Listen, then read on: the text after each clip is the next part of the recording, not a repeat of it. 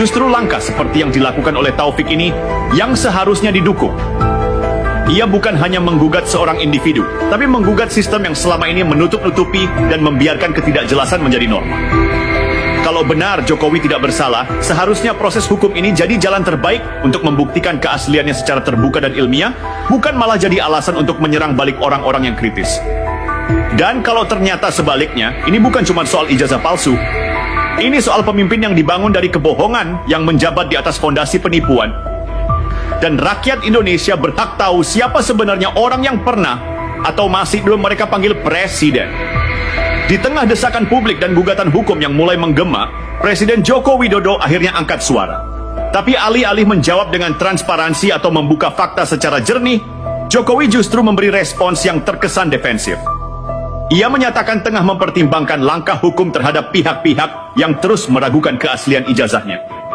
Dalam satu wawancara, ia berkata, "Sudah dijelaskan oleh Rektor UGM, sudah juga disampaikan oleh Dekan Fakultas Kehutanan. Semuanya sudah jelas." Pernyataan itu terdengar seperti tameng formalitas.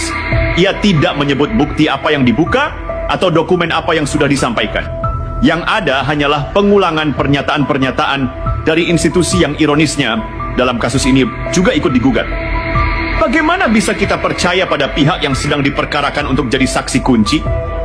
Ini seperti menanyakan kejujuran pencuri kepada rekan komplotannya.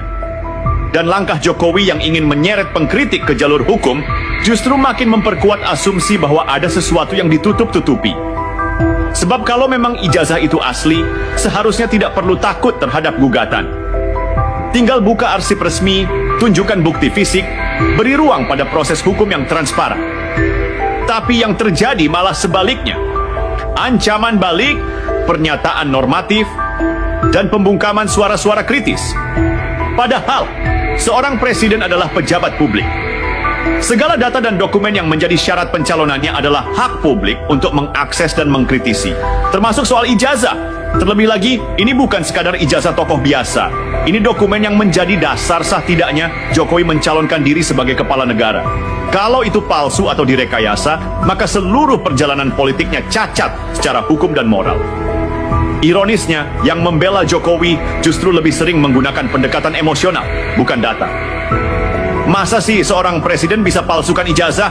Atau dia kan sudah memimpin 2 periode, berarti rakyat percaya. Padahal pertanyaan dasarnya bukan soal seberapa lama ia memimpin atau seberapa populernya dia. Tapi apakah dia lolos lewat prosedur yang sah atau tidak? Kita sedang berada di titik di mana kejujuran jadi bahan tertawaan dan kebohongan dilindungi oleh kekuasaan. Ketika rakyat mempertanyakan, mereka dianggap nyinyir. Ketika pengacara menggugat, malah dianggap cari panggung.